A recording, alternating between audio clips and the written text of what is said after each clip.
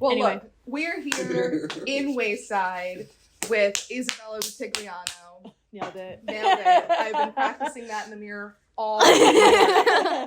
Really? Fun. Yeah. Thank And God. Chris has been making fun of me all day. Hi, Chris. As he should. Yeah. As he should. Well, yeah, I'm just a ridiculous person. But thank you for having me and Kelly here. We want to talk about, obviously Wayside. Oh, yeah, cheers. Cheers. Man. How about we actually do it? Yeah. Cheers. Yeah. Cheers. Abra. Cheers. Yeah. Ryan. Jesus. That's our ghost. Yeah, our ghost ghost friend. I thought you were going to say that's our goat. That works too. Yeah, I'm just No. saying. So Isabella, if you guys don't know, runs Wayside here in Southold, with her father, PT Rutigliano. Yeah. And they are basically a full service butcher shop, a deli, a place where you can get groceries, you can get coffee in the morning, pastries in the morning.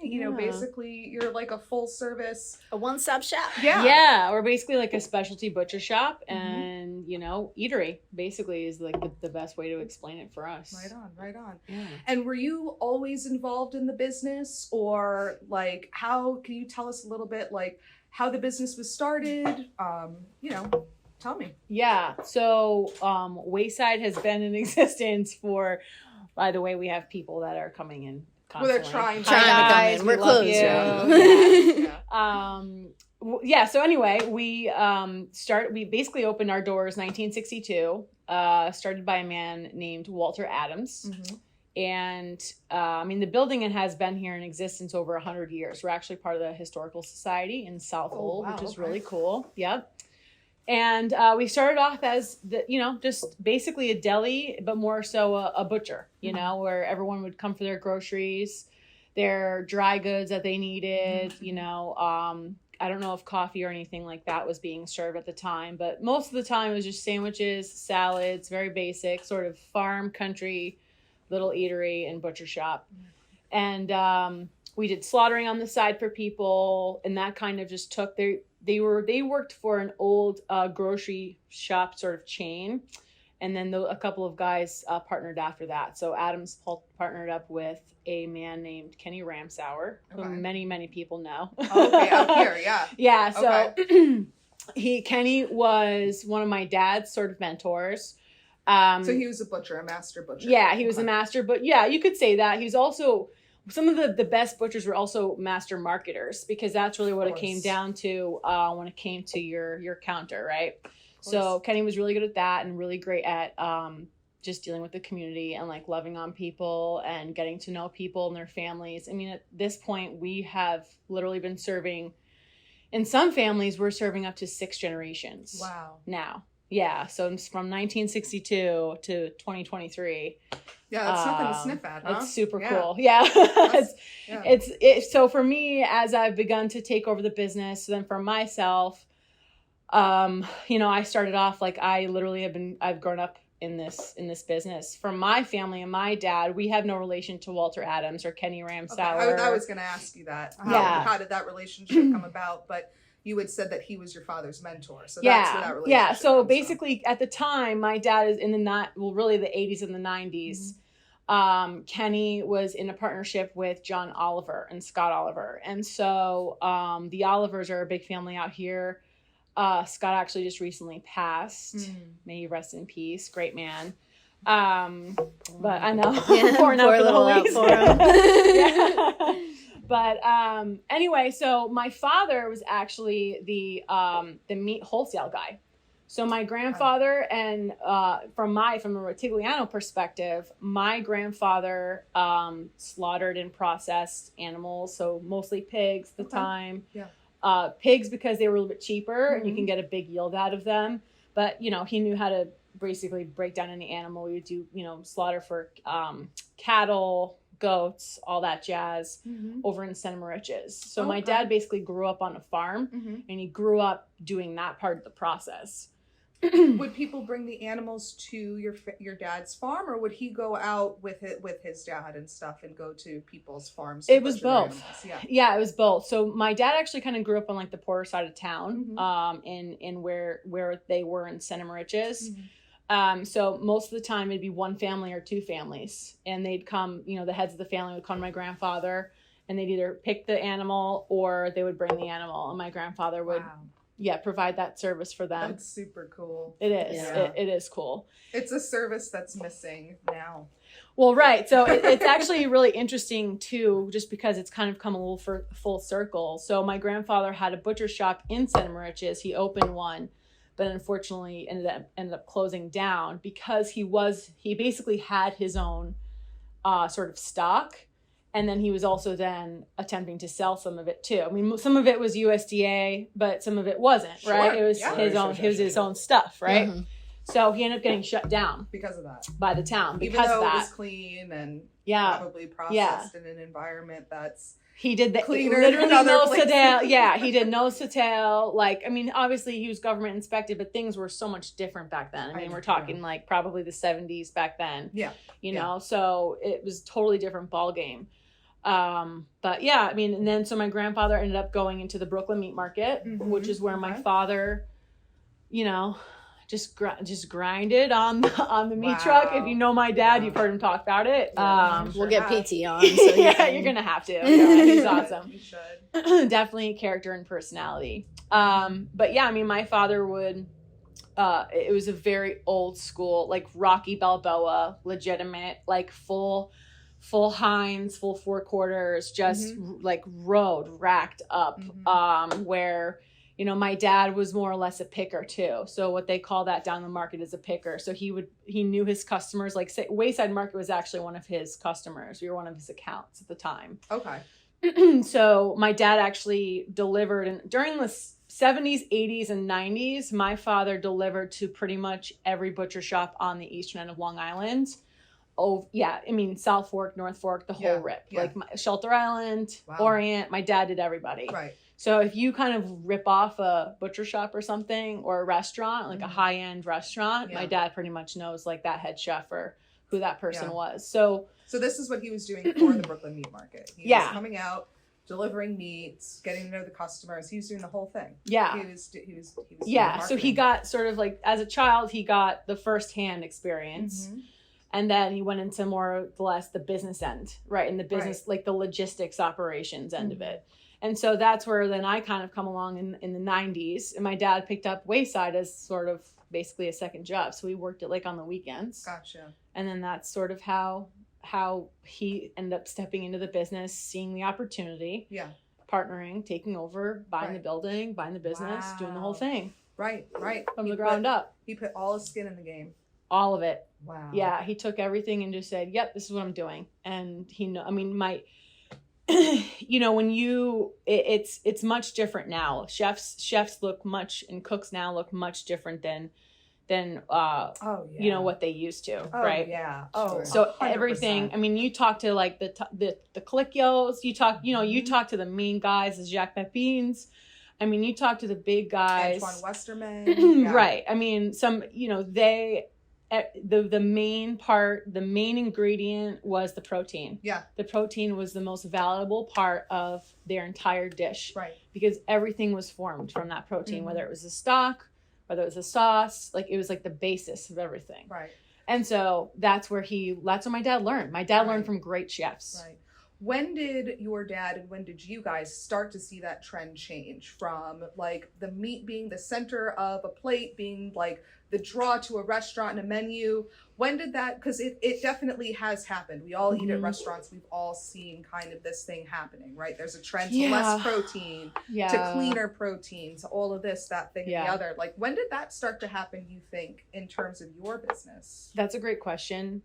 I feel that when the trend went from like the long and slow process of cooking and nurturing, right? So like when cooking stopped becoming nurturing part of like every single day and started becoming like a burden for people, and like they want quick, fast meals. Like, so, I mean, fast food's great, but I personally think when everything became really over industrialized and when it became sort of like that, just fast food constantly, like everything on the go, that's where we started to really shift from basically quantity over quality, You know what I mean?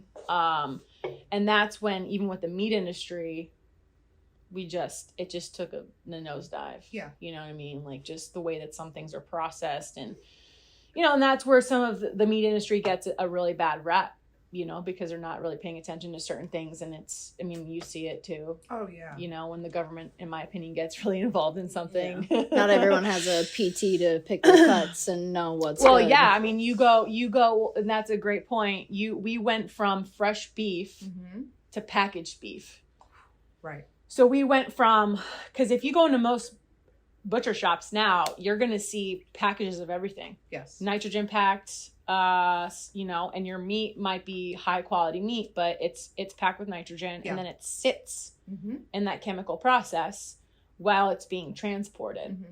And that nitrogen is for preserving the color and everything else like that. Right? Yeah. So like if we'll use ground beef as an example, and you can do so much research on ground beef. I mean, ground beef now, because so many people, it's easy, right? Ground beef's easy, it's cheap, but you put almost anything in there. Yeah, about I would say about 70% of our ground beef into this country is imported. Really? From Canada. From Mexico. From the dairy industries. Correct. Yeah, because it gets exported, processed, imported. Yeah. And that's just most ground beef is from dairy. Gnarly. I learned that like a couple years ago. Yeah. Wow. And there's also the legal requirements and and we can go in the grading and all that, but the grading process is much different outside of the US than it is in the US. Oh my God, yeah. Oh my God, yeah. And if there's any. Yeah. There's any. And to go back to the whole nitrogen in packaging sort of thing. Yeah. Oops, excuse me, I'm burping. I have definitely bought ground beef from, like, let's say a grocery store and like have put my hand in it and kind of cracked it open, and on the outside it's red, and as soon as you go like a half an inch down, it's brown. Yeah. I'm like, yep, that's why we don't and it's just oxidation. Like, that's all that is. It's oxidation. It's still perfectly good to eat. You know, just smell it and everything else like that. Yep. But it is deceitful. Yeah. Because it looks fresher than it is on the outside. And then on the inside, you're like, oh, it's older. And when you don't have super duper fresh beef like that, you have to use it for a different purpose. That's correct. You got to cook it off in a miscellaneous way. Like, you're not You have to cook it all the way. You have to cook it well done. Like, you can no longer have a medium rare burger at that point. Yeah. I mean, that's like that's honestly, quite honestly, that oxidation and that browning, and just basically just the meat sitting out maybe either too long or just because it takes time to break something down because it's fresh meat. That's part of the reason why. That's one thing, and it constantly rotating everything is literally the name of our game. We are constantly rotating our food, and if we're not selling it, we're cooking it. You know, and that part of the game is what's pushed so many butchers out. Because they don't do the value added processes. And so, or like they don't really know how to move products properly, or you have a lot of guys that might not know like what to do with, say, a full leg of lamb, or they don't know what to do with. A lot of people don't really, in our generation, they don't really cook as much, or maybe they didn't get to go into the kitchen with their grandparents. Like, I learned so many things from both sides of my grandparents, but my mom's a French chef and my dad's a very high-end specialty butcher, as am I now, right? Right. So like I know how to you can give me any part of the animal and I'm like, okay, I can do this with it. And that's what the most important part is. Yeah. And instead of just cooking skirt steak because it's a skirt steak, or flank steak because it's flank steak because it's easy to cook and it cooks in 4 minutes, you're doing an oxtail. Right. Because it's cheaper and people love it and it's delicious as long as you low and slow braise it for hours or days. And it's easy. So you guys do a lot of ready-made meals too, right? And you're putting out a lot of recipes on your little website. Yeah. So I haven't put tons of recipes out yet on my website, but I'm working on it. And I'm like collecting a bunch of my customers' recipes, like put out like sort of recipe book, because it's kind of like, it becomes a family. Like, one thing that for us is, because we have been serving so many generations of families for so long, and even some of the new people that we welcomed in, like, they're cooking with love and they're cooking with their families, and they understand the value of the protein that they feed their families, right? That's something that for me, that's important. If I wasn't doing this, and if I didn't grow up in this, I'd still be going to a butcher. Or wherever I was, I'd still be going to a butcher, you know? Yeah. Because I understand the value of it. I've learned how to do that. And that's, for me, that's the most important part of any type of dish or any meal that I feed my people, not just family, my people, right? Yeah. But yeah, I mean, recipes are awesome. Like, that's one thing that I love doing, and being able to talk to them about sort of what they're doing. Like, that's my favorite part. Yeah.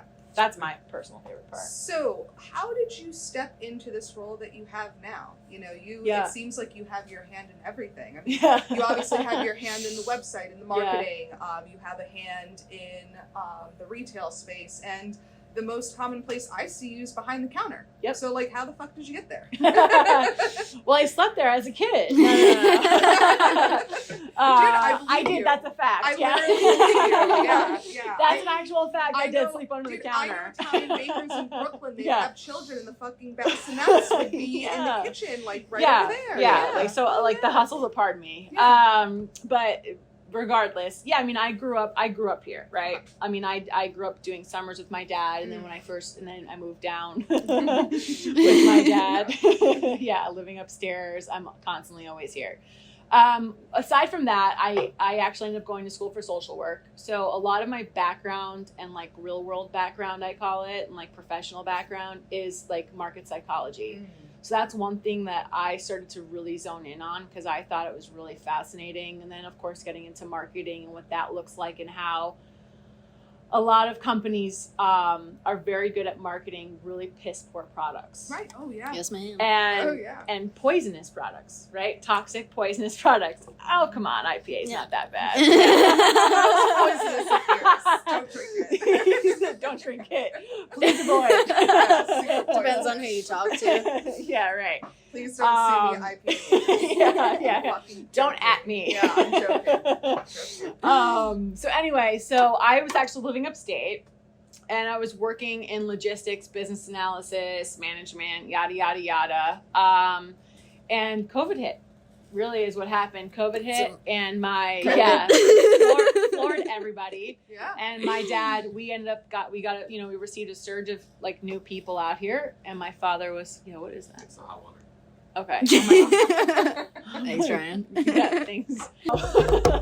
So COVID hit, and my dad was just basically like, I need help, and so I came back, and there's a lot of room for opportunity. I've been dealing, like, I sort of took a rebrand approach to it about a year beforehand anyway. So I was really online, and like, you have a lot of great blog posts. Facelifting. Yeah, I went on your website earlier this week. Yeah. Hey, thanks. look, I'm preparing. Of course. Thank you. And at least someone is. Very good. That's what I'm for. Had to. Yeah. You're for technology and editing, because I'm too old to learn that shit now. She's like, whatever. Like, it's fine. It's good.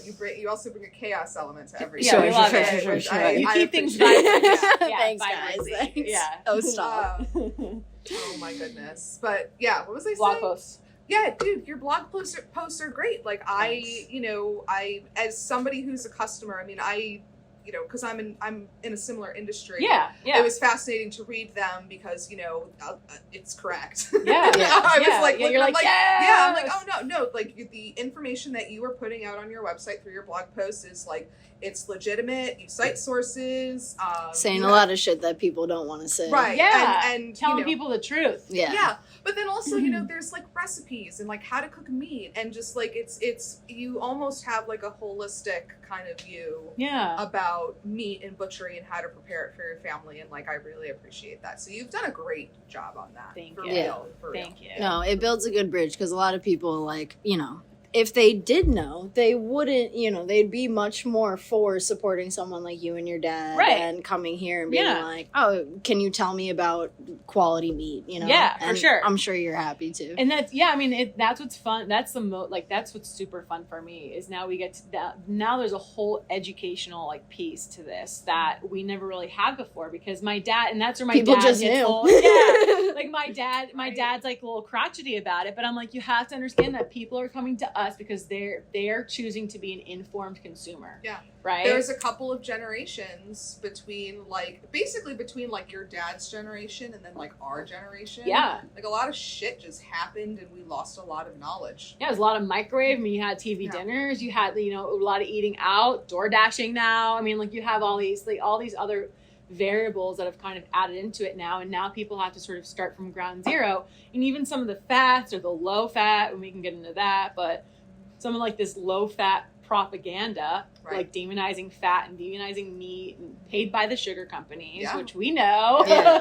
But now we've kind of come full circle now where we're saying, okay, actually like maybe lard and maybe tallow are really high quality fats that can withstand really high heat. Yeah. And they're actually healthier for our bodies, basically what our ancestors have been eating for hundreds and hundreds of generations. Right.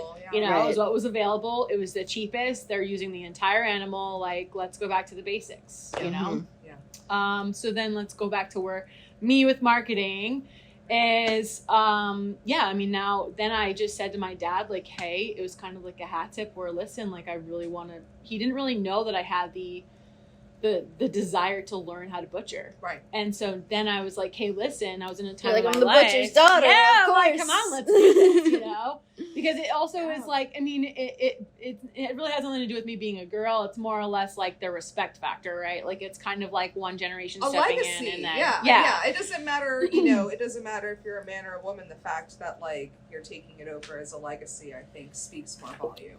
Yeah, I mean, in any type of business, there's always that second gen where it's like it's like notorious, like the second gen comes in and then they just fuck everything up. Yeah, sure. Without respecting where they come from. And you have to have like this immense, which I do. I have this immense respect for where my family has come from. So it's like you take that Rutigliano name and it's like, what do we do with this? Like my father, I always say to my dad, I'm like, you got the rocket up. Like you got the plane off the ground, through the air, through all the turbulence and the weather. We're getting through the atmosphere. I'm like, we're coasting. I'm like, but how about we go like a couple 100,000, like a little bit higher, I'm like, let's take it to the 2023. Right. Let's add in different things. Let's add in recipes. Let's ship nationally, wow, with high integrity. Do that now? Not yet, but you heard it here first. Shit. Yeah. Wayside's going national. Yeah, and so because logistically speaking, it's certainly possible. Yeah. But the only reason why we haven't yet is so we don't lose the integrity of our product. Because obviously, with you, for example, too, you understand this. That's the number one thing is I do not want to lose the integrity of our product. Exactly. That is number one. Yep. That's why always my customers. Will be. Yeah, that's why my customers come to me. Yeah, like that's like numero uno for me. So that's what we're kind of figuring out now. That's like Can you hold the quality and go that big kind of deal? Yeah, and if we can't, then we won't. But we'll I mean, we can certainly do certain things, but it'll kind of cap off and maybe it'll be like more of a subscription thing or whatever. We're still floating ideas, but that's where it's going. There's a massive need for slaughtering out here, processing out here. That's like from a logistical perspective for the animals, for us, for people as consumers here. So the farmer. Lots of good things. Yeah. Lots of good things. That's incredible. Yeah. That's fun. Great. Do you want to talk a little bit about the history of the building before we move on to some of the other questions? But so we talked a little bit beforehand about me becoming a nutritional therapist because obviously I have a background in some of this and it's something that I'm just super curious about. And a lot of people don't know, like a lot of people don't know what to do with their nutrition or they're just fed up with it or they're like, please help me, we have so many. I call it dis-ease now because right? That's what my grandpa used to call it, dis-ease. Because that's what it is. We're basically just inflamed. There's so many inflammatory things that are happening. Like our bodies are experiencing inside, outside constantly because there's just constant feedback, and then again, then we have propaganda. So we were talking about it with more of like the plant-based, initiative, which I'm not saying don't eat plants. That's not what I'm saying. Right. No, but plant-based meat is a really interesting take. Yeah, I mean, and like to take something like plants and then to totally break it down and to process it with chemicals, fillers, artificial nonsense, toxic garbage. But plant protein, and then plant protein versus animal protein. Yeah. They don't talk about that difference, right? The density of nutrients in like 1 ounce of beef compared to 1 ounce of plant. What's the bioavailability? Right, because your body breaks down those things in totally different ways. I'm not going to go after a specific brand. We all know the brand, but what I'm saying is that if you flip the package over, if you don't know, fuck. You flip the package over and it's literally like the ingredient list is this, and it's just crap. It's just filled with crap. I mean, look at hydrogenized oils. It's just awful for you. Our guts can't process it.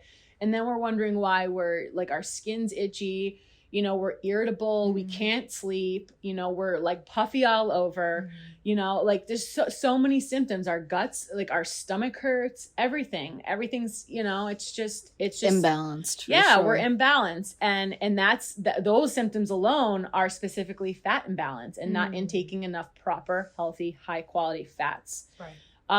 So again, you go from something like a vegetable oil that's highly processed to a tallow or a duck fat. One thing that I've been doing is I roasted off a duck like a couple of weeks ago. I just scored all that fat and I'm like, heck yeah. And I'm adding it to everything. Yeah. Everything. Duck I'm adding it to potatoes, I'm adding it to eggs. I'm like, woo, duck fat. Let's do this. Feast some garlic in there. So like like a couple heads of garlic, throw them in like a little dish like this. Yeah. Gotta trust your garlic though. Get good garlic. Organic, which again, that's a whole other part of it. Yeah, it's true actually. They have garlic over there. Ira's got a ton of garlic. And then Phil Barbado, Biophilia, he's got really good garlic. Okay, good. Yeah, good. It's just like his garlic.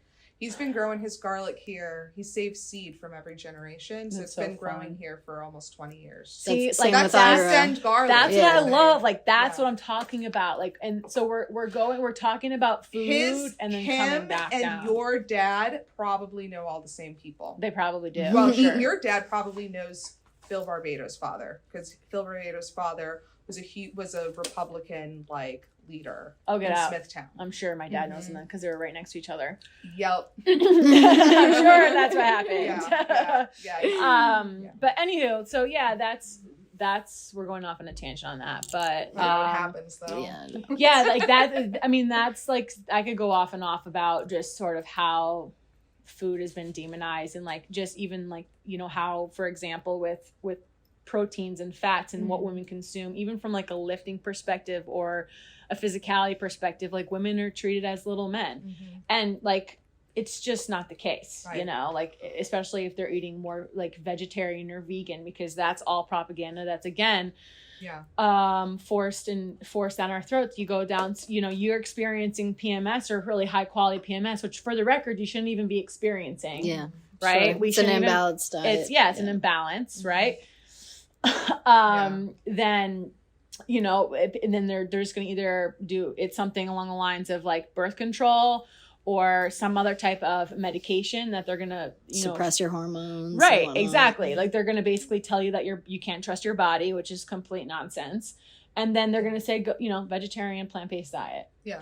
Well, which hires your estrogen. And but so many young girls don't know that, and we kind of got into that in our first podcast. So just like how many, and I was one of them. You were one of them. Oh, yeah. I was. We talked about it. Sure. I was. Yeah. I think it's really. Yeah, I think it's really important to talk about it because I think that the people, like our generation and younger, like you guys, like I talk to like Gen Xers and they're just like, what the fuck are you talking about? You went plant-based. They're like, we don't give a shit about that. But like you talk meat, to potatoes. Yeah, you talk to anybody from my generation. I'm 36, by the way, about to be 37, just to give you an idea. And anyone younger, we've all been like forced to at least try it. Yeah. And it's very strange that we live in a country where we have a food culture that's so disconnected from our lives that we are easily... Plant-based sausage is so good. Like, so easily... Yeah, it's delicious. But sausage is great. Yeah. She loves sausage. Yeah.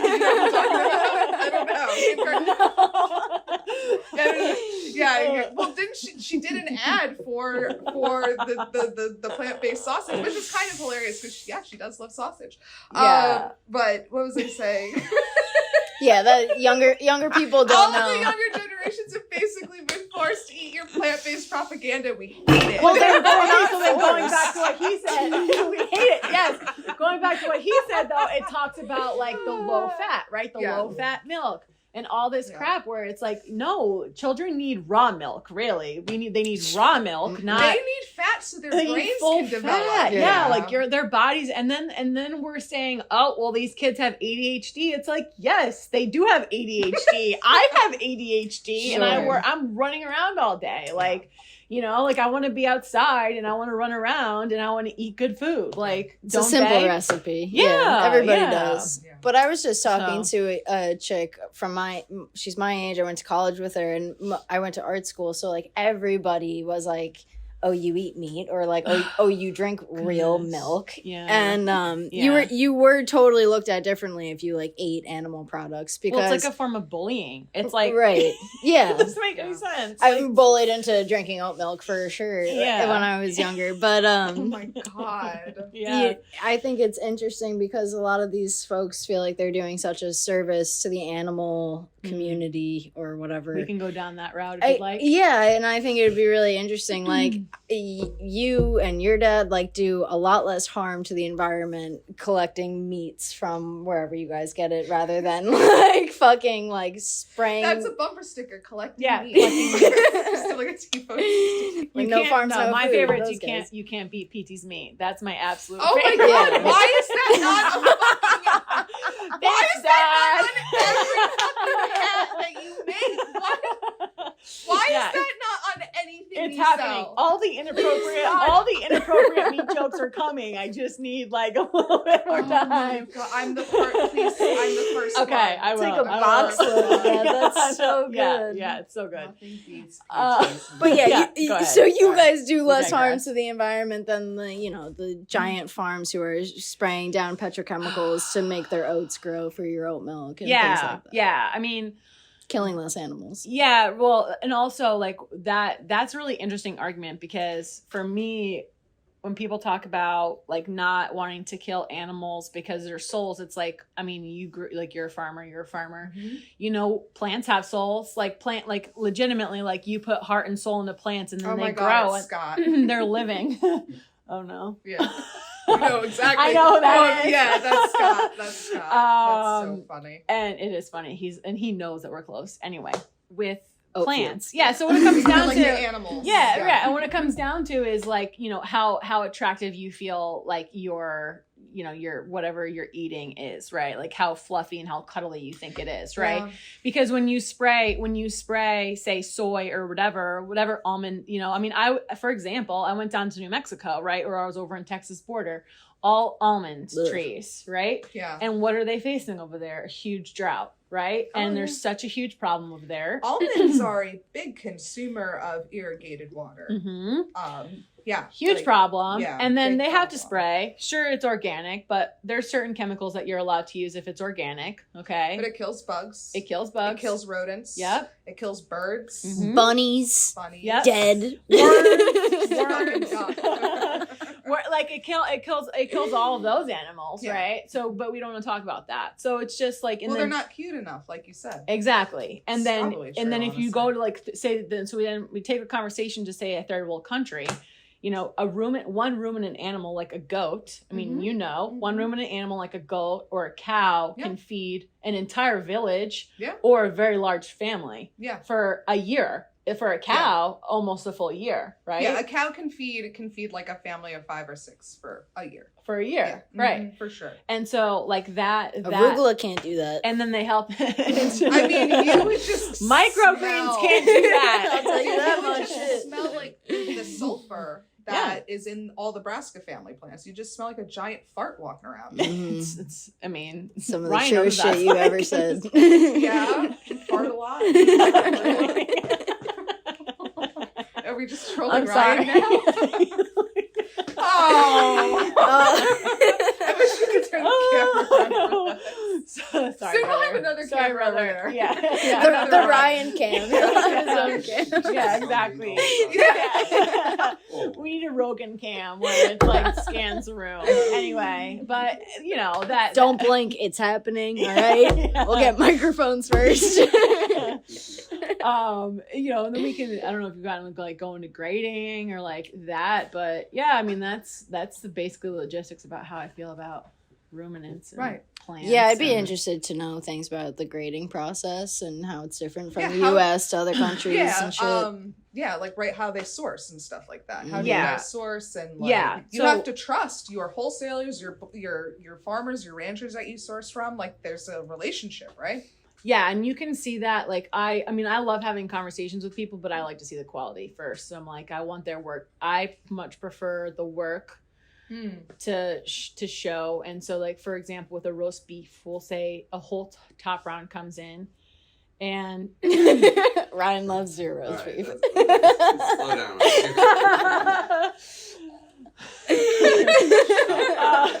No one beats I'll use the roast.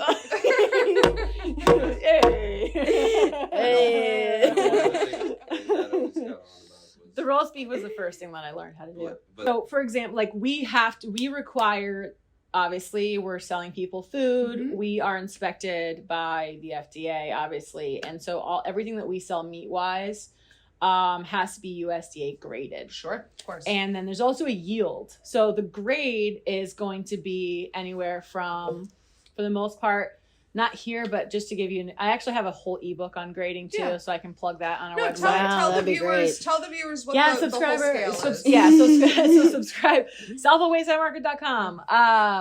Go there, sign up for our ebook. That literally 50-page ebook about like the in-depth part of this process. Amazing. Same thing with like, you know, the marbleization, and it has all the scientific words that for right now, obviously, like I can't just sit here and ramble. Of course. Yeah. But I can tell you and describe the process, right? So you have select, which is what you're going to see in, say, like a regular grocery store out here. Right. Well, you have technically ungraded. So it's ungraded, which is what you're going to see at a farm out here. Mm-hmm. Some of the cattle farms out here, it's ungraded meat. Right. And then you have select, choice, and prime.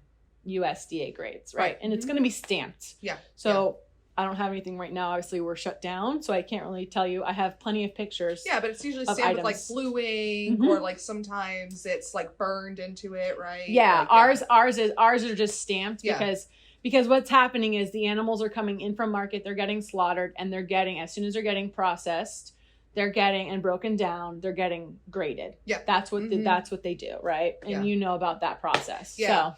So tell the viewers a little bit about grading. So what is it? What is an inspector or somebody who is pulling meat for like prime looking for in a piece of meat? What are its characteristics? The protein to fat ratio. Okay. That's what I figured, but I just wanted to hear color, it from the butcher. Yeah, and color. That's why we're here. And then the yield, and then fat. So really what it comes down to is like the fat content, and it's going to be like it'll be the integrity of the actual product. Like you're going to see like, say a select piece of meat it's going to be a little bit rattier. It's going to have a little less, fat on it.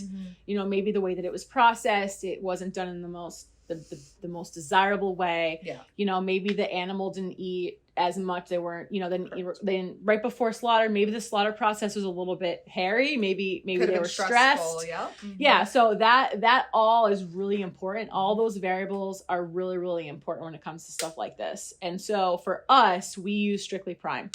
All USDA fresh beef, because you have some butcher shops that it comes in vacuum packed. Yeah, I've seen that. And I have blog posts about wet aging. I think it's complete bullshit, but y'all can make your own. I read that blog post and was like, I ain't never heard of this shit in my entire life, wet aging. That must be something new. I heard about it from like hunters and stuff do with their venison, but nothing. Right. Okay. But that's completely different than like. Well, they'll vacuum pack it. Yeah. Right. Yeah. So what it is. So let's go into the aging.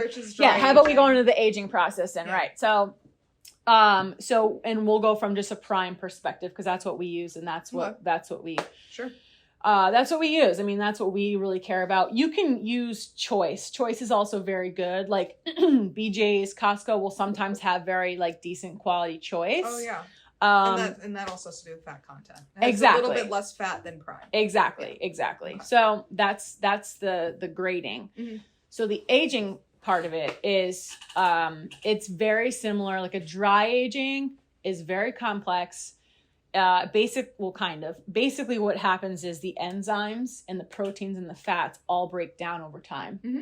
So when you dry age, it's literally that piece of beef. Mm-hmm. I'm going to say, I guess for the purpose of this podcast, I'll just say like a rib roast or a full rack mm-hmm. of basically what people call ribeyes, mm-hmm. right? There's 7 ribs on that one piece. Mm-hmm.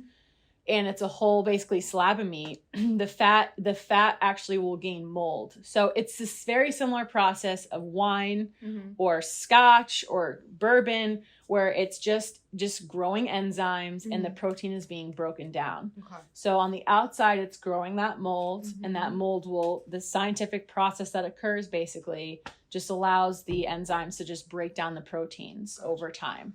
Now, so it becomes super, super tender. Yeah, it has a nice chew, and it's got a good moisture content and all that stuff. It's like butter. Like you can literally cut it with a spoon. Yeah. I mean, which is what you want. Yeah. I mean, if you're gonna, that's the whole point. Like it's satiating, and I'm convinced, honestly, that part of that process, like that aging process, is very good for our gut health. Yeah. It's kind of like a kefir, or kind of like anything else that's aged, that's like that goes to that sort of enzyme breakdown. Sure. I fully believe it's almost like a prebiotic or a probiotic, right? Yeah. Because you're then kind of consuming that, right? And so then your body is also, I'm convinced that it actually is way more beneficial than fresh meat. Would you be able to go into a little bit about your dry aging process here, where it's done, like the temperature you keep it at, or anything like that? Yeah, because a lot of people are definitely interested in that. What it actually means. It's so fun. Dry aging is super fun, and it can get really creative you can take a vacuum packed piece of meat. Mm-hmm. Like I, for example, will sell to my customers a whole fresh piece of beef, mm-hmm. and then we'll sell it to them like that, because you have to trim it. Yeah. Right. Like you have to trim off the mold. You're not eating the mold. Like mm-hmm. we'll allow our ribs to dry age anywhere from 2 weeks to sometimes 60 days. Nice. We've got out to 90 days. And there's a lot of shrinkage probably that happens. Yes. So we'll talk about that. Yeah. So shrinkage is really important, and that's why you use prime, mm-hmm. right? Mm-hmm. Because if you're going to do select or choice, again, your fat content, your protein content, the ratio is a little bit off. It's a little lesser quality. Mm-hmm. So if you're doing it with prime, there's less shrinkage. So there's still shrinkage, but you still have more protein. So you can sell it as butchers, or you can consume it as consumers. Right. Regardless, there's more steak. Cool. Because I don't know the exact percentage. That's in my ebook. I have it somewhere, but you do. And again, that depends on temperature. We keep ours anywhere from 32 to 34 degrees. You're like meat locker. Yeah, our meat case. Yeah, yep. Meat case. I'm not going to tell you what it's made of. Could we look? Because that's a secret. Yeah, that's a secret sauce. But of course, that's fine. But it's made out of something special. Yeah, and the environment, it's grandfathered, and the environment is really important. Mm. So think of it as a really nice fine wine. And it's exactly the same process. Well, there's like a literal world that lives in there, like a world of bacteria and not like bad. Like it's clean. Obviously, it's clean. Yeah, but there's a whole little micro organism living in there, and you can't that's built up over years and years and years of use. It's built up over it's like terroir for wine and shit. Absolutely. Yeah. Absolutely. Yeah. Right. Yeah, and and for people, you can, it's like a Chardonnay that's oak aged versus steel aged fermented, and so that it'll take on the meat will actually take on the characteristics of that environment, mm-hmm. Cool. And if you're talking about with wet aging, kind of going back to that for a second, you're not really going to have any of that. Really, what's happening is sure, the enzymes are breaking down, but it's becoming rancid. Yeah, because it's wet. That's your smell. Yeah. Your smell is that it's rancid. Your smell is that there's like, because it's packed with nitrogen. It's packed with whatever it was packed with. Yeah. And so the meat is sort of sitting in that. Yes, you can trim it off and stuff. And, you know, that's where even with hunters, like I've told a ton of guys, I'm like, listen, if you have an environment where you have air, you need enough airflow, you have a solid, clean environment for this piece. Like I know people that actually converted like old refrigerators into dry aging stations, right? And I've talked to many, many guys about it. And I'm like, listen, just keep it out. Leave it whole. Leave all the fat on. Yeah. You know, you can even like infuse, like I've seen people, and this is something we're going to start to play with this year, but I've seen people infuse like cheesecloth with like bourbon. Coffee. Yeah, with bourbon, coffee, like a hickory, like whatever. And then like put that over and then it'll dry age. Then when you trim it back, it's taking on not only the environment flavor profile, but also the flavor profile that you're dry aging with. Wow. That sounds great. Great. Like I've seen like a lavender thyme, or like just random things that have happened where I'm like, ooh. Like herb de Provence sort of. That's right. Ooh. That's right. Imagine that. Yeah, exactly. So that's something that I'm going to be getting into because I love that kind of stuff. Cool. Yeah. That's awesome. So like obviously these are things that like customers and stuff come in here and maybe want as well, and have asked you probably about that. And I'm sure customers have also come in and asked you about your beef and your animal products and how they're raised and everything. And, you know, some people insist on pasture raised, pasture finished beef. Do they? Yes. Oh yeah. Because right now those are the buzzwords. Yeah, sure. Right. Yeah. So how grass fed is like we'll get into this, but like all cows are grass fed. Most even corn finished cattle are finished. Corn finished cattle are still living the majority of their lives on pasture. They're like literally born on pasture and cow calf operations, and then for the last like anywhere between 3 and 6 months of their life, depending upon the operation and the feeder and everything, they're on a feedlot and they're eating corn. So it's like it's not even their whole life. But so let's say a customer comes in and they are super duper set on having pasture raised, grass finished beef. Do you guys have it? And if not, like, what do you tell them? And like, how do you direct them? And how do you tell them from a butcher's perspective? Like, a lot of people are just like, oh, there's no pasture raised, grass finished beef out here at any of the butcher places. Yes, and we get that question a lot. Why not use the local environment? Right. And so why don't you talk about that? Yep. And then talk about the quality differences. Because I've really only had one pasture raised grass finished. It's too many fucking buzzwords. Can we stop? That's how you know it's all bullshit. It's marketable nonsense. Yeah. So, that's how you know it's marketable bullshit. I've only had, you know, from one farm that did it really, really right, but it came down to what they had in their pasture. They had like these high sugar grasses. And not clover and legumes, because those will actually cause a cow to get blow and they can actually die. And they can actually die. But their pasture is so specific. Yep. And it cannot be duplicated in a lot of different places. Yeah. And the quality is super duper high. But yeah, I as a farmer who raises pasture raised chickens, I'm just like, I prefer corn finished beef for the most part. Yeah. Sure. And people gasp. I mean, it's it's fair. Like so what I always explain to people is, listen, like I understand where they're coming from, right?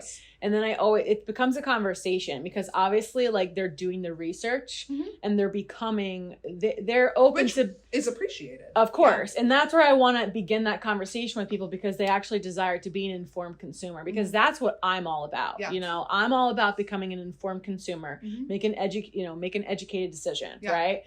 So when they come in and ask for grass-fed, yes, we offer grass-fed, but for the most part, what I generally say is all of my meat is sustainable practices, right? Because I wouldn't say it's totally organic, because it's not. Because most of our meat is coming from Colorado, coming from Iowa. Sure. That's where it's coming from, because that's where, again, the integrity of the product is really what we care about. Yeah.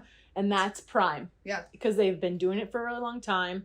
And we use a couple of really great families, and that's what we stick with. And it's an environment suited for those animals. Like I tell people, ask me all the time, why don't you raise cattle at Feisty Acres? And I'm like, because there's not enough land here on Long Island, and it's not of the quality that you want for cattle. It's so expensive. And you can't, there's no way. Then you have to truck your cows to God only knows where. Like Massachusetts, closest slaughterhouse. Massachusetts, That's right.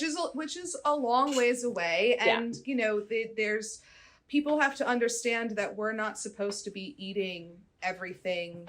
What happened, Ryan? Everything locally. Oh. You know, they are actually really doing it. Yes, they're certified. They've got all the T's, all the I's. But I will tell you something from on my standpoint. Produce.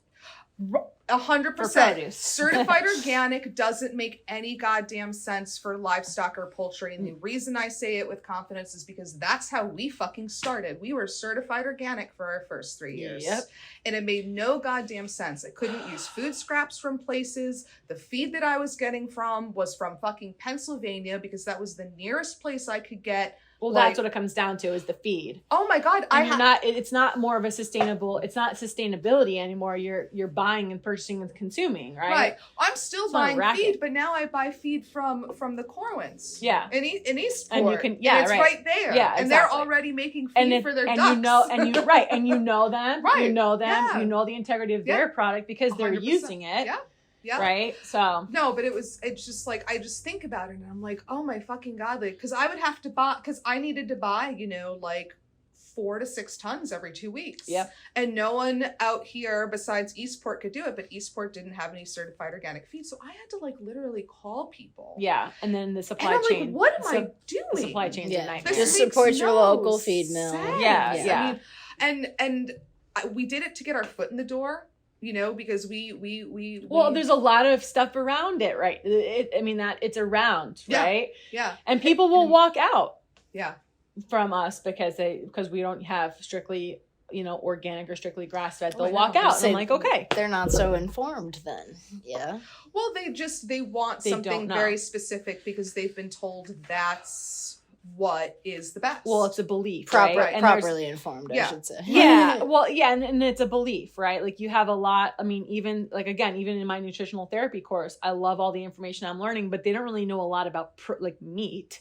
And the supply chain of meat, like some of that, like, you know, some of the information I'm like, because it's just, they don't know. They're saying, you know, they should really go for organic and this and that, and it's great. But what really we should be doing is having conversations with people. It's bio-individual, number one. It depends on each one of us and who we're feeding our families and then what's around us. Like, I didn't know that we had garlic. Heck yeah. Now the next thing I'm going to do during this week, I'm going to go have a couple conversations over there with Ira or go down over here. I'll give you Phil's number. Yeah, because that for me, like that to me, like I would absolutely rather do that and support someone who's local, who knows what they're doing, who again cares about the integrity of their product because their heart and their soul is in it.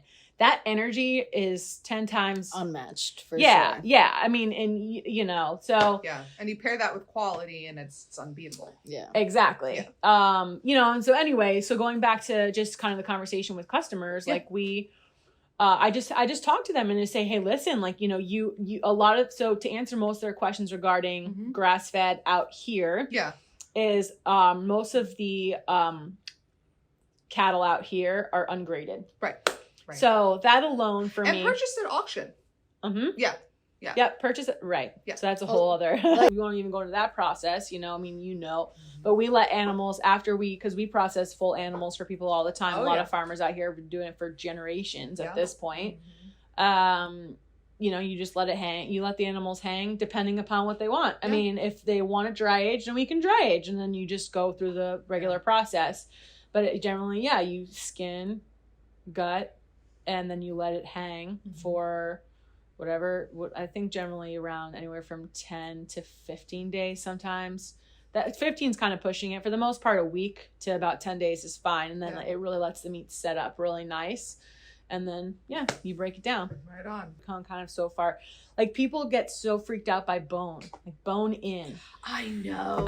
And I'm like, guys, like a bone-in chuck steak is like, we dry aged one time a chuck, basically a whole quarter. And it's like the neck, you know, piece.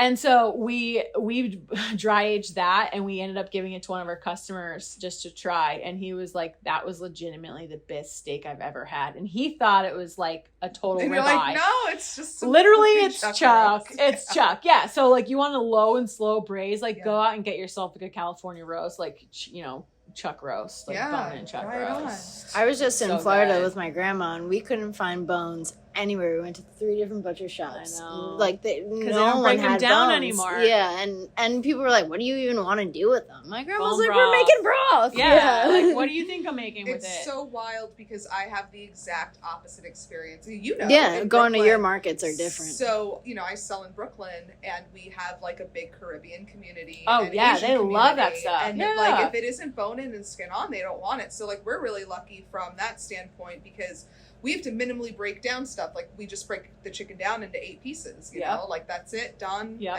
And you know, it's interesting. It's so because, funny. like when I that. sell to people out here, That's so awesome. it's the total opposite. I know, They're it's just like, so what weird. do you mean the bones are I in don't the want to thighs? White touch. people I don't hate want to touch a bones. chicken. Yeah. I'm like, Or why? Just, yeah, do you or like want the to touch a boneless, chicken? skinless breast. I'm Yeah. just like, I No one's putting their time. You can do that if you want it. Oh, we do it all the time with thighs, right? Like Yeah. people love thighs, and they're But they like want the boneless. skin Yeah, off? they want the skin off, and I'm like, why would you want to do that? real. It's just That like, makes my rah. grandmother cry. And I know it makes me like, ugh, why? Meanwhile, at And her so we market, find- people are like, "Oh, you don't have necks and backs." Yeah, Done no, with people you. get Done so with you. mad at me because I have because you only I'll start butcher- shaming mine. No, I'm just kidding. No, I can't sell I it. know, I I can't know, sell I it. know. We only sell what we raise. It's true. That's all It's we true. gotta do. That's true. But like, I only process so many chickens a week. Yeah. Anywhere between 50 and 100 during the season. Yeah. And it's just like each one of them has one back. I know. Each one of them has 2 feet. I know. Each one of them has 1 liver. Liver is another thing that I people know. go fucking I mean, bananas. I love me some chicken liver. Yeah, same. Sure. I love it. I love me some Great for chicken liver. ladies, right? It's so good. Liver's Good so for everybody. It's Sure. good for everybody, But but good liver's for I'm here so for the good bitches. women. Well, it has Yeah. a lot of magnesium in it, which is good for PMS symptoms. And A. Yeah. Lots of Yeah. A. Which you shouldn't even have if you're Right. eating right. Yeah. Hey, Yeah. look, you got to mitigate the symptoms. It's true. Yeah, I It's got true. It's Yeah. true. Like mitigate, inflammation, all that jazz. Yeah. But yeah, I mean, I get like it's super funny. Is like every once in a while we'll get it. We used to get it a lot more, but we don't use gloves when we're behind the butcher counter, and we don't have to. People really care about that, huh? They do, but we don't have to. Is that like new from COVID that people really care about the gloves, or they've always no, been like? that's been like a thing. The last like 15 the last 15 years it's been a thing, and people are very weird about it. But the reason why we don't use gloves is because I actually want to know what my chicken feels like. Same. I want to know. I want to Same. know. When I'm at the butchering table, same thing. I Yeah. want to know what it feels like, because you can if something's old, you can feel it, right? Mhm. You can Yes. feel it, you can smell it, like your Yes. part, like that's why you. seasoned enough to know. Yes, and that's Using- why you go to a butcher, Using right? your senses as a butcher. Or go to a farmer where Yeah. you're directly sourcing your meat, right? Oh, yeah. And we don't have to based on New York State, because you go home and the intention is that you're going to cook said food. Right, that's why we have the food safety label on Yeah. every fucking piece Yeah. of meat we sell Right, to you. right. I put those Be on. safe. So if in my deli, if I'm not safe. wearing gloves, Right. that's a problem. But Yeah. over in my butcher counter, Totally that's different, where yeah. Mhm. that's where it becomes like no. Yeah. So how do you guide a customer who's coming in totally set on the pasture-raised, grass-finished beef, but you still want to make them a customer? Let's say they don't walk out. Let's say they're like, okay, guide me in the right direction. How would you do that? Where would you guide them to? Like, And do a lot of people do that? Ask Yeah. for Oh, your yeah, guidance. Very good. Oh yeah, because a lot as of they should. As they should. That's what I mean. Well, yeah, but you have some people that are kind of like us, right? We know what we're cooking, we know what we want, and then we come in and that's what we want, right? And it's very simple sort of transaction, right? And then maybe cooking instructions, and then you're kind of in and you're out. But then you have other people that have no idea, and that's when they really come to us. And for me, that's like an honor. I love that stuff, because I like to actually have a conversation with somebody. And when they don't really know, then that's when I say, like, most of our farms, most of our ranchers that we source from are going to use, like sustainable practices, right? Because what we were talking about before, when it comes down to pasture-raised beef, like most beef, if people are treating their animals right, like a prime beef steer isn't going to become a prime steer by just eating organic. Right. It's like, not, it's not yeah, going to it's just happen.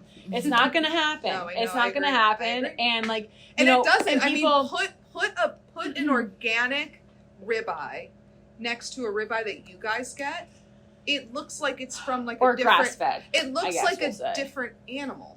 Well, and it, Or grass finished. We should say grass finished. yeah, grass finished is It probably. looks like it comes from a different animal. It looks like venison. Yeah. I mean, it looks like venison. If you and that's kind of what I'll say to people. Yeah. Is literally I'll say if you really want traditional and you desire for traditional grass fed, try venison. Yeah. Yeah. Because that's the most organic grass fed, whatever it is, especially where we live.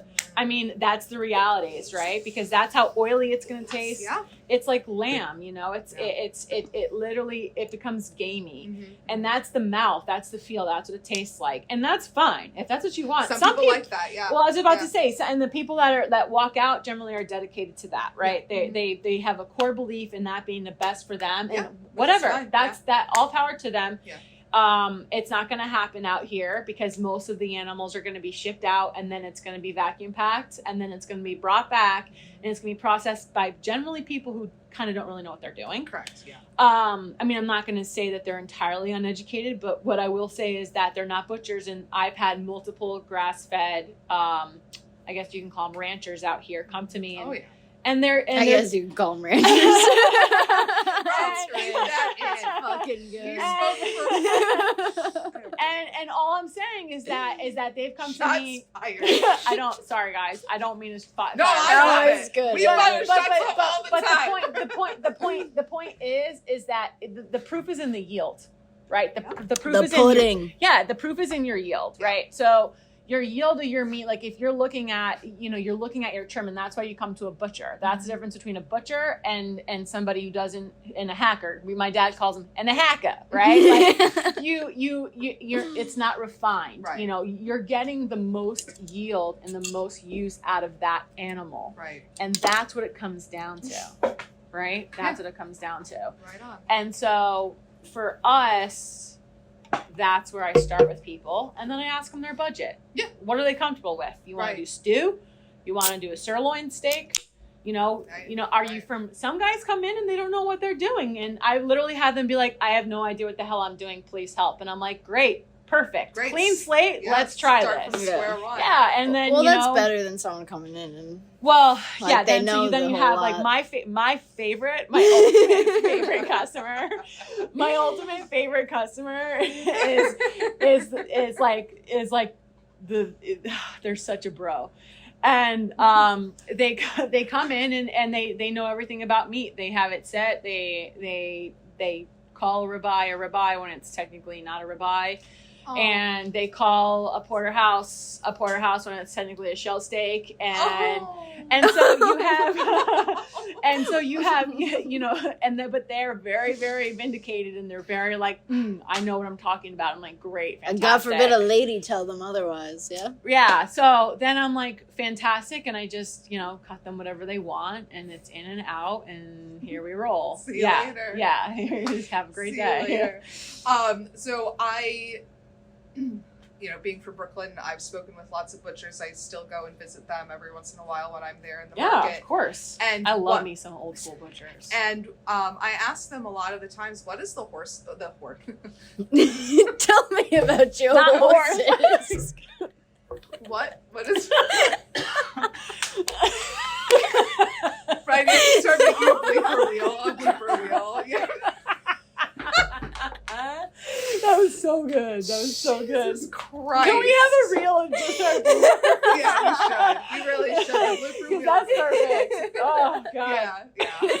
I am the blooper queen. Not horse meat, ladies and gentlemen. Not horse meat. Take Whoa. 10. Yeah. Oh, Lord. Good. Anyway, so I always ask, what is the most difficult protein for you guys to source now in terms of quality? And it's always chicken, turkey, chicken, turkey, chicken, turkey, chicken, turkey. Is that In that order. Well, it's just like it's the butchers are having problems sourcing really high quality poultry. Do butchers come to you asking for your I poultry? get it all the time, and I can't sell because I'm not USDA inspected. Sure, Right? I'm inspected, like I fall under the 1,000 bird exemption here in New York State. Yep. And, you know, I've had butchers come and purchase from me at the farmer's market. And they're like, I want to put an order in for 100 chickens this week. And I'm like, my whole yield? Yeah, I'm okay. Sorry, brother. Yeah, I mean, so I would say because we're a full shop and we do veal as well as lamb. Yeah. And we don't sell vacuum packed any of that. So aside from like cutlets or whatever it is.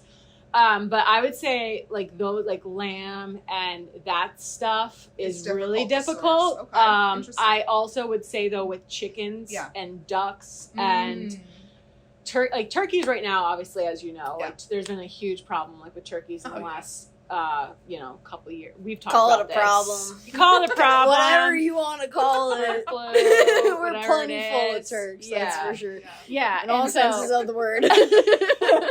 But with chickens, like, and poultry, like grade A birds that we bring in, they come in like sometimes shredded, and it like the grade A. And they're processed. Kelly knows I cut those motherfuckers up. They're done. They're rejects. So like I'm a grade, like they're Abra graded. They're not USDA graded. They're Abra graded. And I'm like, that's perfect. That's like more graded than what I would assume the government grades them. It's graded by a Jewish witch. Yeah, like literally the worst fucking kind. Jewish approved. Out. Yeah, I mean, and that like for us, like my dad like gets so like he'll get so pissed off and frustrated. I mean, I do too. Like he gets ticked off behind the counter, and people think he's yelling at me, but he's like, "Look at this piece of shit," you know, because it is right. Like I feel like I'm like I don't know how to explain that to other people, but like the reality is it's like the quality control. I mean, we have to be USDA, you know, kind of unfortunately, you know, and as we talk about the supply chain, like it's just, it's chaos now. It's becoming so inconsistent with quality in general. But that's why we stick to prime. And like with our poultry, I mean, our poultry is like, we move our poultry every day, every 2 days. It's like, it's, you know, in, out. It doesn't sit there at all. Yeah. Because by the time you get it, it's probably 4 days old, 5 days old, right? Yeah. I mean, and we have to, and we use organic birds, obviously, all that stuff, but it's still, and our stuff's ice packed. Like we pack all of our poultry is ice packed. Yeah. And that's how we keep it. But, you know, even that, like, it's still, I feel that it's just older and older, and the way like where, and that's where the logistics and the supply chain, I mean, you know, that's kind of a necessary evil right now. Right. But that's definitely inconsistent for sure. Well, you could always, you know, source lab grown meat. Holy fuck. I really was on with whatever the fuck you were about to say. But it's like, what is she getting after? Yeah. But in all seriousness, though, so lab grown meat's a thing. For those of you that don't know what we're talking about, it's not plant-based meat where they're using plant products like soy and millet and sorghum and all that stuff, and processing it, oil. Right, and hydrolyzed oil and lots of seed oils, and then you know, making that into a meat like substance. What I'm talking about is lab grown meat, where they are taking a literal cell of an animal, whether it be a chicken, a cow, a sheep, or whatever, and they are literally culturing meat from that. They're using a similar technique that we've been using to grow out stem cells, which is great. I mean, almost like, cloning. Yeah. So, you know, let's talk about that. That's becoming a thing. The first meat that they look like they're going to be putting on the market looks like Upside Foods. I don't know if you've heard of them. I did a bunch of research because I don't want to grow chickens in a lab. I want them to be the real. They would do away with you, small farmer. I want them to be raised on pasture, and I would like them to die by my hands. So like, this to me just seems absolutely insane. And there is probably, let me see, I have a note here to tell me $3 billion have been invested in this company by the likes of. What about our potholes? You know? Dude, well, okay, so here's who's investing in a company I'd like to know. Upside. I'd like to know. JBS. Okay. JBS, which, if you don't know, is a huge Brazilian meat company. They control top 3. Yeah, I mean, they have so many slaughterhouses here in the United States. They're one of the top 3 meat processors here in the United States, and I think it's something like 80% of the meat here in the United States, and that's not counting poultry, that we're talking ruminant animals and beef and stuff. 80% of the beef consumed here in the United States is controlled by JBS, Smithfield, and then what's the other one? I forget. Fucking Smithfield. Right? They're Smithfield. bacon. Smithfield's awesome. There's one more. There's Hatfield, but that's pork. Yeah. Smithfield is generally either pork or, I'm thinking about it. Give me a second. Indiana. No, I know. I have it written somewhere. I don't look it up. Yeah. No, I should. 2 out of 3. I should know this, and As I Meatloaf generally do says, have it. 2 out of 3 ain't bad. Yeah, exactly. Exactly. So, but anyway. It's like the Indiana. I have it. I'll think about it when I'm sleeping later. That's kind of happening. But Upside Foods basically seems to be like a tech company that's getting a lot of investment from, which I thought was weird. Meat processing companies. Obviously, the other people, the usual suspects who invest their money in these sorts of things. Billy. Oh, Billy. Good old Billy Gates. Billy G. Buying all the land in the United States. That's crazy. Actually, I want to debunk that. He owns 1/1600 of all Soloviev the is the other guy. in the United States. Yeah. That's so. Anyway, so Upside Foods is basically this tech company that's doing lab grown meat. Their first one that they have done is poultry, is chicken, and they use a technique that we use for growing stem cells to grow the meat. And it was recently reviewed by a journalist in the New York Times. And in the first paragraph of this article that I read, she had to sign a waiver before she ate any of it. So basically, she waived away her right to be like, this made me sick. This did that. Like, she had to sign away everything. Yeah. Sure. And Sounds like a dumb bitch. Yes. And another thing that Chaos Kelly. and another thing that surprised me was it basically from one single cell to a consumable piece of meat that kind of looks like chicken. It only takes 3 weeks. 3 weeks. I find it really interesting that they're pushing chicken and now they're growing it in labs. Yeah. And we're gonna. I want you to finish. Make sure you get all the information out. But then I have my thesis, I guess. And my theory. I would love to hear it. So, these kinds of meats are being pushed because they're seen as more. And see, I hate the word sustainable. I know you use in your marketing to each their own. The government owns it. I'm call sorry. it the S word. Yeah, it is. And I have in many interviews that I have done because it used to actually mean something. It doesn't anymore, though. Much like organic used to mean something. It's regenerative. Like, it's all kind of... The integrity has gotten mixed up. Yeah, sure. too many people have gotten their hands on it now, so... And they say it's sustainable because it doesn't use... land, and we can control everything. Yeah, define sustainable. If you would like to ask people to define that, then that kind of goes down a hole. Well, the problem with all of this is it actually takes a lot more electricity to kind of do all this stuff. So no matter what it is that you're growing, at some point it is going to require sunlight. Yeah. And that sunlight is either going to be natural or artificial. You can actually do it with LED lights and all that other sort of stuff to simulate full spectrum sunlight. Sure. And I just thought it was interesting. They're really, really pushing it from that angle and are trying to get butchers on board. And I'm just wondering... I would do this if someone came. Yeah, but it takes one, daughter or son who's like, I didn't really care about the family business anyway. Right. Let's definitely get the lab grown shit in here. Yeah. Sure. I mean, it's like it's like the Wagyu. I mean, we can go into that too, but we should definitely follow this up. It's like Wagyu, Kobe, it's the tomahawks. There's so much that's marketable. Yeah.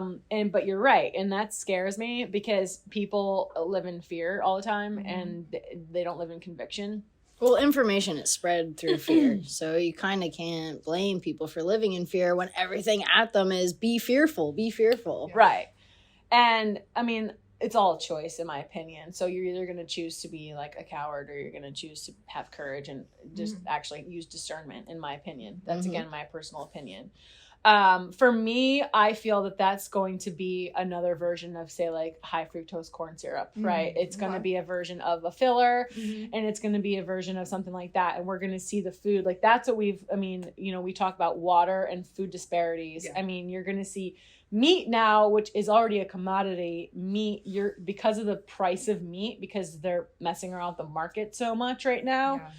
And because they're demonizing meat, you already see in Europe like meat tax and stuff like this and what's going on with that, right? I mean, I pay attention to that stuff very closely. That's a canary in the coal mine, yeah. Well, right. And so like, you have high quality product where people are raising things with high integrity, or they're serving things with high integrity, where not one piece of meat leaves my building without being inspected by us, in addition to, the USDA or whatever. Yeah. Like it's prior inspection. Right, exactly. So I feel that it's going to have a market because everything is marketable. But I also feel that people, if they're going to be eating meat, they're going to want real meat. I think that we'll see. Maybe in 20 years. Maybe it's a novelty.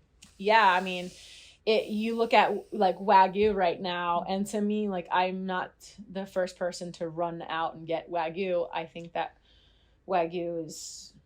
It's not my thing. Mediocre.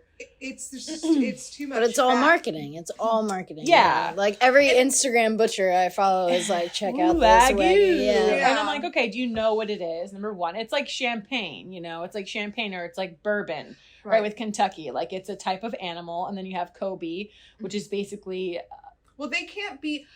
Technically, they can't be called Wagyu and Kobe unless they come from that region of Japan and they're that specific breed of cow. Right. Until Americans bought a type of Wagyu animal, I think in Vermont, where, so they actually brought in Wagyu, and now they from that genetic line from that part of Japan. Yeah, so they, I don't know how they did it, but they must have done it. And all they have to do is like name their business and then they're good to sell it, right? Right. Well, right. Because is there really any testing, like genetic testing? Like, are we really doing that? Right. I mean, who really knows at this point? Aside from it being like a really insane, like higher fat content and it being super rich in flavor profile. I mean, whatever. Like I said, everybody has a market. Yeah, sure. And then Kobe is just a type of Wagyu. Like it's just an off-breed of the Wagyu. It's like, So anyway, again, it comes down to being an informed consumer and like knowing your butcher. Knowing who you buy your meat from and trusting them and asking enough questions and having a dialogue and creating a relationship where I mean, I don't think, and some butchers have really bad names. Like they're, like some people, I mean, there are a lot, but I think a lot of consumers like wiped out a lot of the bad butchers, right? Because the meat industry, like my father has told me stories of like what guys would grind in with their chop meat, and he saw like it'd be like chicken blood, it'd be like pig's blood. I never buy chop meat anywhere now except from like butchers. I had this year, it actually changed this year. This year I got like really sick from some ground beef from somewhere I had purchased. It was a store. And I got really sick, and I knew it was that because it was the only thing I had eaten that day. Yeah. And it happened within like 30 minutes. So I knew it was from that. Solid food poisoning. Yeah. And that just sent me down a rabbit hole of like, no one cleans their grinding machines, and they put all sorts of crazy shit. And I'm like, you know what? We're not doing this. I've seen Isabella's grinding machine. That I trust. That I know. So I put in a bulk order with you, and I'm going to like continue to be doing that because the quality is better. And like, I know I'm not going to get sick. Yeah, like it really fucked me up for like 3 days. Yeah, like I had a kid come in here like 2 weeks before we closed, and he was like, I need 20 pounds of chopped meat, 1 pound packages. And I was like, okay, give me like 2 hours basically, 3 hours to do it, because I'm literally cutting up like sirloin chuck 50/50. Like I'm literally doing this entire process legitimately, right? And I'm grinding it up 3 times, like coarse grind, like and he walks on in, and I'm like, okay, so just go ahead and take a seat, because people don't understand like the process that actually goes into it, because we're so conditioned for things to be like this, or like even breaking down some lamb, like a leg of lamb or something like that. Like people they want, like, they call in and then they don't realize that I have a line of people here, 15 people, you know, and and they're calling in on the phone. I'm staring at those 15 people that were here first, you know? And so like that's where like we're constantly sort of educating our customer, because a lot of people come from like a New York minute, which is all cool and dandy, but you're coming out to the North Fork of Southold. Like you're going to come hang out with our family for a little bit, but you're going to wait New York, though. Yeah, right. But that's the biggest problem people have. They, you know, and it's not just New Yorkers. Like we're talking like California. I have tons and tons of customers from California, and they're great people, but they're just kind of, again, they're kind of on a New York minute, right? And almost in that, like, they want things like kind of now ASAP type of deal, which is fine. I get it. It's an instant gratification kind of society that we live in. So instead it's more of the nurturing. Yeah, slow the game down. Yeah. Like, you're here for a second if you want the quality. If you don't, go fucking down the street. Go no to problem. Yeah. Go to one of those other grocery stores. It's cool. Yeah. That's cool. We're, you know, there's something for everybody. But people don't, you know, we don't have a issue of quality food. The quality food is here. People have an issue of time and taking the time to find it and go and, you know, you do all your grocery shopping and then stop at Wayside and go to your butcher. But, you know. Or have a discussion. And I mean, it's funny. It's a process, right? Like we also come from, like when we've shopped, mostly it's like, you know, you're going one-stop shopping. I mean, I'm saying not us, I'm saying just in general, like our generation, it's a one-stop shop type of deal. We go to Costco, we go to Walmart, we go to Target. Get it all. It's all there, right? And even some of the crap at Target, don't even get me started. I was looking at some of the chop meat and I was like, ooh, like there's so many fillers in there. I did the other day. I was just like, I'm constantly just taking pictures like, wow, that's not comparable at all or totally comparable to these prices. This is crazy. Yeah, like, and constantly like taking a look at that. I mean, because it's just like really wild to me, but you can see like the fakeness in the food. Well, we can. Yeah. And I think that that's a lot of the building the bridge of educating, like, no, this is really not quality. This is right. This and is you can taste it, but people need to like re-gauge their taste buds, because even like once you go through generations of not tasting real quality meat or real quality whatever it is, you learn that like like we don't carry marinated anything in our cases, and people kind of get frustrated because they want stuff that's quick. I mean, I've brought a couple things. But you can make a marinade. You can be like, hey, look, I'll make you a marinade now. I have a bounty full of options, and I've gotten to the point where with people, why does that keep turning on? I don't know. It's the other one now. It's the other one now. It's not on though. It's just doing a cycle, isn't it? It's doing a cycle. What are you trying to do? Jesus fucking Christ. For fuck's sake. For fuck's sake, man. Oh. Anybody want hot water? I'm fine. Where?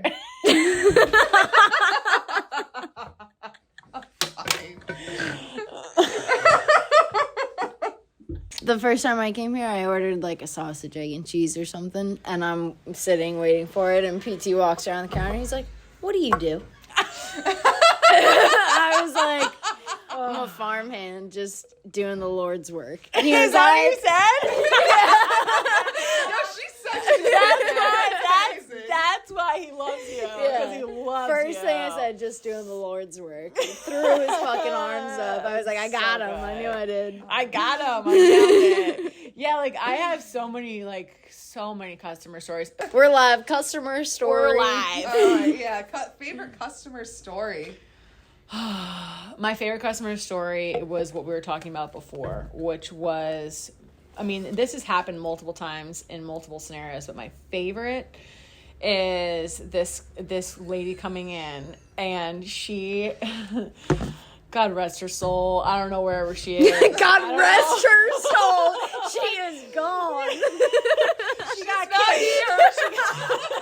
She got kicked out and everything. Like, okay, so my God. Is this a turkey sandwich lady? No.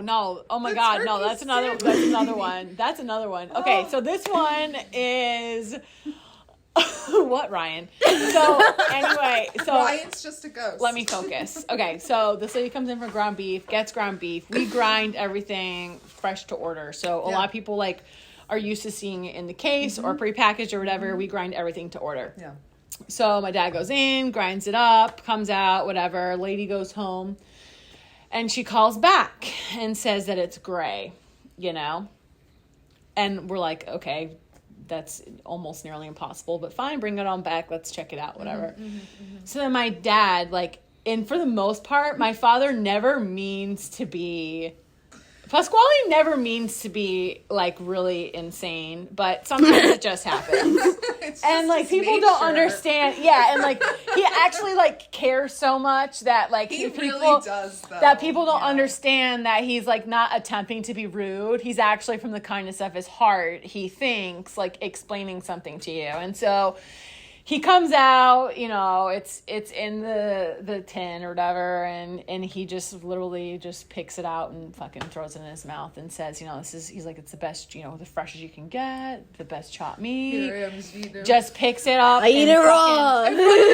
Dead COVID, full mask, gloves, sunglasses, petrified. Oh. And yeah, I got a whole Yelp review. I mean, I have all tons of Yelp reviews that if you just go on our Yelp, worth a read. They're worth a read. Preferably with a good spirit, cocktail, beer or wine. Yeah. Well, the best is when I thought you were talking a cigarette. I was like, I can do that. So the best part is when PT responds to the comments. You let him respond? I don't. No, I don't. Oh, I don't. No, he doesn't. He's not allowed to. We stopped responding. We stopped. That would be if I Chris answer people's Yelp reviews. That's what I mean. My thoughts exactly. Which sometimes I let him do it. No, sure. Yeah, no, sometimes I let him learn their lesson. Sometimes a customer, we are. We'll tag team them. We tag team people. Yeah. We now I'm back. We tag team people. I would kind of rather get PT than you. I've kicked people out. I was about to say one of my same. favorite, and I do. You can always charm an older man. Yeah. But you're dealing with her, she's like, bitch, get out. Yeah. Well, Isabella, thank you so much for coming on the podcast. It's been a pleasure. We've talked about so many stuff. things. I mean, it's amazing. It's been real. And, we might have to do this more often. Yeah, I just think so. the ladies. I know everyone loves to listen to women talk, so Yeah, we'll exactly. we'll do the ladies panel every now and again. Shall we? But please tell folks, especially for our listeners who are local here on the North Fork, where are you? How can they get in touch with you? What's your website? All that good stuff. So my personal social media, generally, I like to use is Instagram. So my personal is Izzy from the Wild. Whoop whoop. And then I tried to keep it under control. I've lost all control. We're at a 10, folks. And then it's the Irish woman. We can't help it. We can't help. I'm half Irish. I can't help it. We can't bring us anywhere. And then my business media is on Facebook, Wayside Market, Southold. My website is southoldwaysidemarket.com. So go ahead and I'll put subscribe. it there. And then Southold Wayside Market on Instagram. Nice. Here we are. Excellent. Thank you. And then you guys are currently on a winter break. When are you guys reopening for 2023? We will be coming back March 14th. Do we have a party? Easter. We should. I think my birthday's on the 12th, so we can do a joint birthday. Yeah, that'd be great. That makes complete sense. March 14th for St. Patty's Day, obviously. Right. Kelly's birthday, obviously. And Huge then West Hampton throws a parade for me, so I don't know. And then Easter. Easter is our biggest holiday we go up into, or Passover. So right on. Awesome. Yeah. Thank you again. Thanks, guys. Yeah. Oh yeah. It's been real. Very good.